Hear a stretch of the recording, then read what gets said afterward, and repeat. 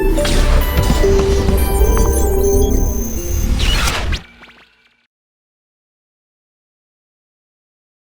students, welcome back to Uplift Education Virtual Classroom. Today we are in the science lesson. In our previous video we started discussing about the mixtures and we started about the mechanical separation. So when I say mechanical separation, just start back revising the definition. We said mixtures, we can separate the components from one another. Right? So in our previous video we discussed a little bit of some simple mechanical separation techniques such as filtration, evaporation, crystallization, recrystallization and solvent extraction. In this video we'll move into a little bit more advanced advanced methods. We call it as a distillation mechanism. When you say distillation, if we can separate a component by vaporizing, so when we boil a solution or a mixture, we will have the vapor, right? And condensing back this vapor, we call this as the distillation process. We can conduct this distillation mechanism in three different ways. One is simple distillation that we are going to discuss now. The other one is fractional distillation and steam distillation, right? Okay, we'll start our discussion with simple distillation. The reason we are saying this distillation process as simple distillation, because here we have no any special condition to be provided when we carrying out this special experiment. And as I said, distillation, we boil the solution or we boil the mixture and get the vapor, and again we condense the vapor to get the required component separately, right? In simple distillation, it's very easy because we are going to separate a component in a mixture where it contains one volatile component and another non-volatile component, or a mixture which contains one volatile component with other non-volatile components, right? So when we boil, we can easily separate these volatile components and we can condense back this volatile component, right? So I have the separators. This example is very commonly used when separating water from its impurities, especially from its salts, right? So especially if you consider some well water, some sea water, or even especially some well water, water is not in its pure form, right? So, like sea water, really rich in minerals. We cannot drink those kind of water for our drinking purpose, or even we cannot use those for domestic purposes. So we are looking for some drinking water. Some countries which lacks drinking water, they get their drinking water from the sea water. So they carry out this simple distillation process. What they do is they take the sea water to maybe a big tank. In our laboratory we can have a small tank, but in industries they will have really large tanks. So let's say I have taken for a small tank, I have taken my sea water, right? This is a laboratory stand that helps in maintaining this stand in position, right? Then using some Bunsen burner or some heating source, I use to heat this solution. We know the boiling point of water is 100 degrees Celsius, but the salts, the boiling point is really large, something very close to 1000 or very close approximately 1000, but very much larger compared to 100 degrees Celsius, right? So when we keep on heating this solution or the mixture at temperature 100 degrees Celsius, only the water gets evaporated, and the evaporated water pass through a special apparatus. We call this special apparatus as the Liebig apparatus, right? Liebig apparatus.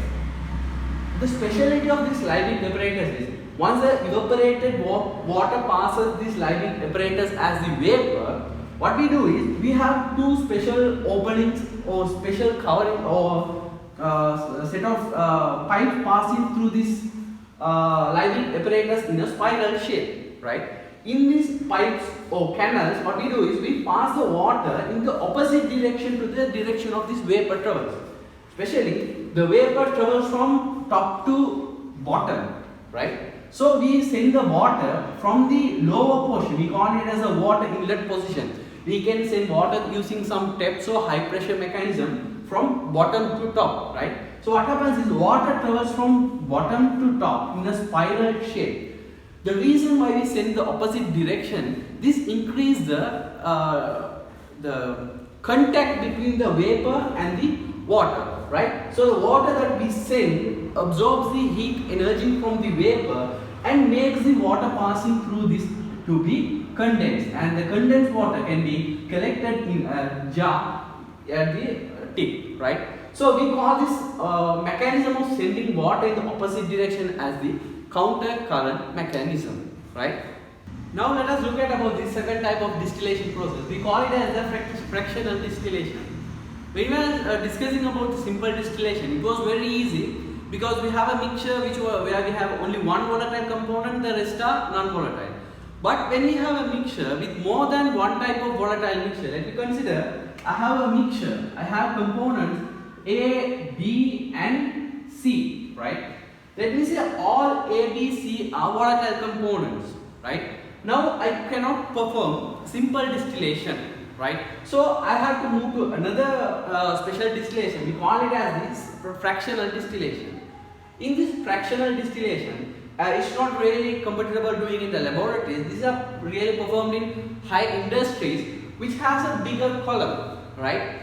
So what happens is, in a bigger column, one important condition of the fractional distillation, our components or the components in the mixture, the boiling points has to be comparatively different.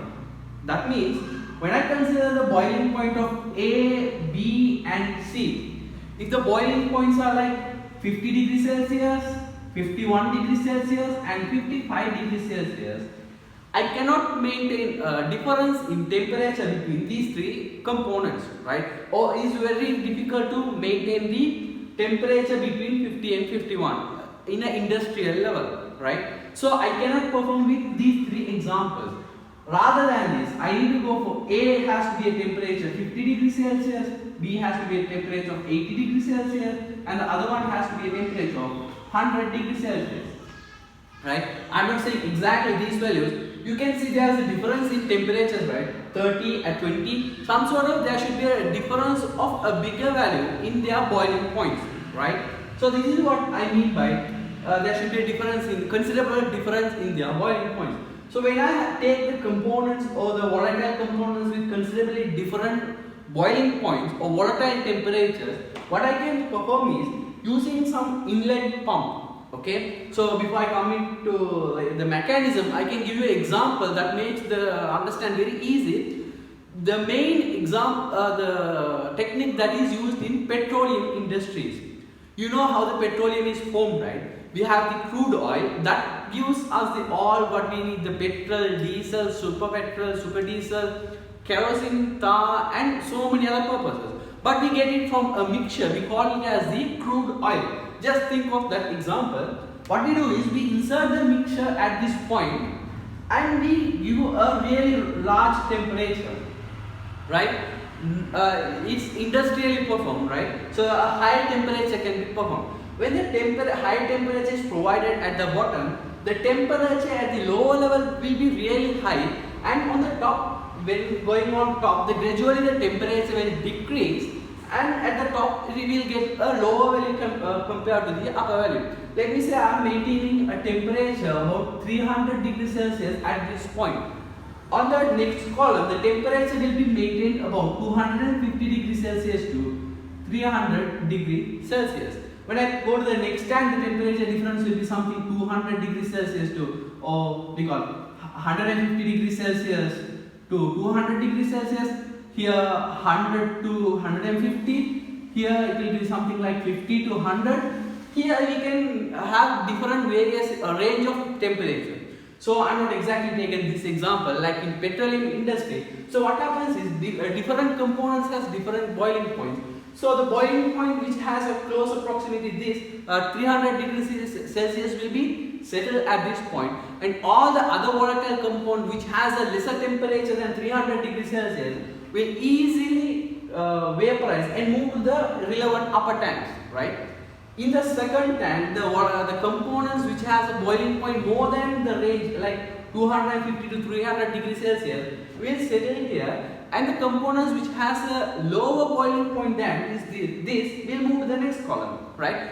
hope you understand how this mechanism works. And each tower or each chamber, we have an outlet canal, so we can take out the required product out easily. Something like petrol, diesel, kerosene, whatever it is. At the bottom, we will get the tar, which has a really high temperature, something more than 300 degrees Celsius. Right? Not only petroleum industry, also you might heard about the air mixture.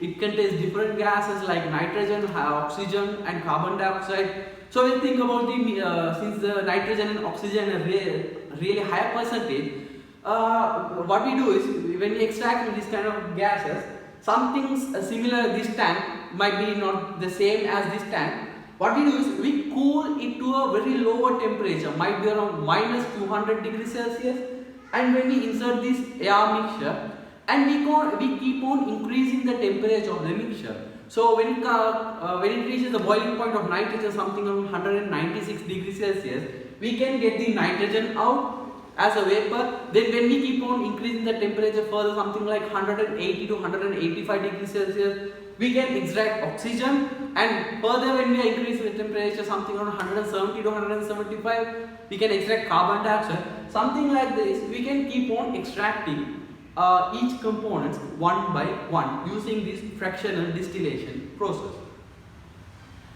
Let's discuss about the third type of distillation. We call it as the steam distillation. The specialty of the steam distillation is these steam distillation are specially used to extract plant materials. We call it as the extraction of essential oils. The plant oils, the oils we extract from plants, we call it as essential oils. We especially we use it for some medical purposes, to make medicines, to make perfumes, to cook, or in the food industry for the flavor and taste and so many other purposes. We obtain different plant oils. We call it as essential oil. Example: citronella, cinnamon, clove, and many other examples we know, right? The reason we follow the steam distillation is, we can have different distillation process, something like solvent extraction, we can extract these essential oils, but in some special instances, we cannot follow this solvent extraction. We need to extract this by heating, right?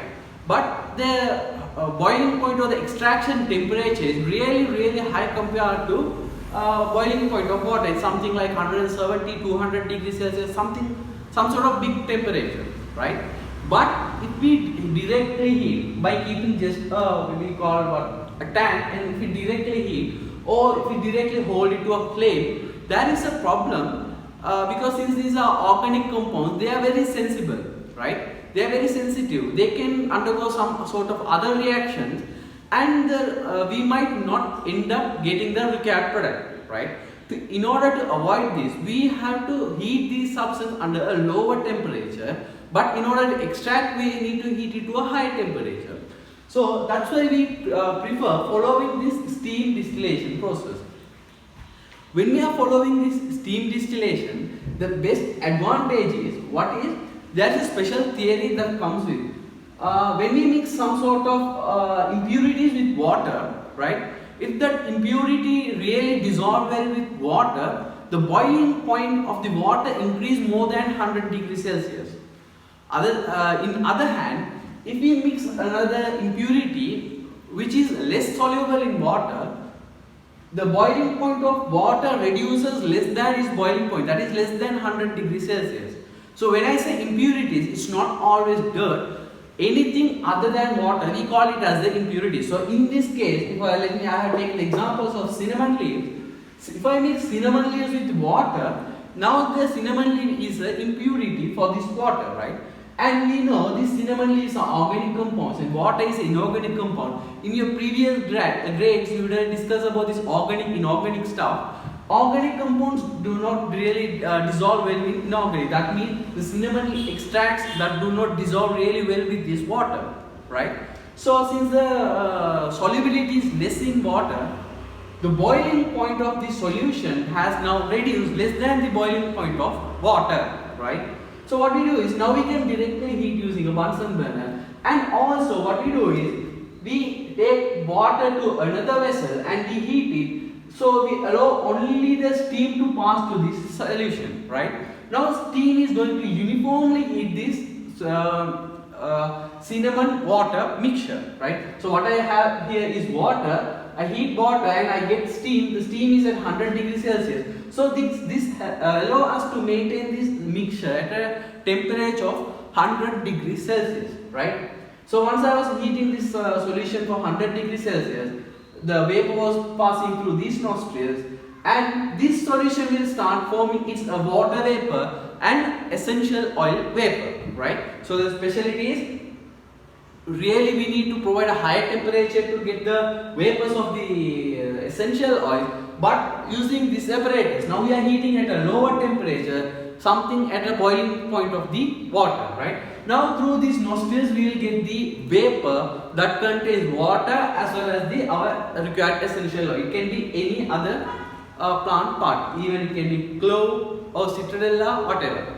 Right? So again when we pass it, we have the like condenser, we are passing the water in the counter current, we have the water inlet and the water outlet.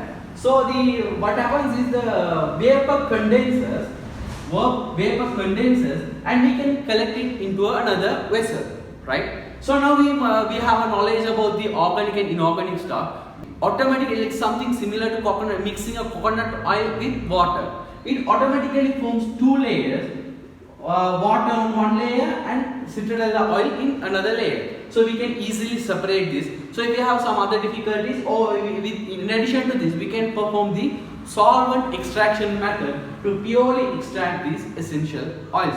So we will stop our discussion at this point and we'll start discussing about the chromatography and the importance of these mechanical separation techniques in our next video, right? Hope you have had a good knowledge on these things.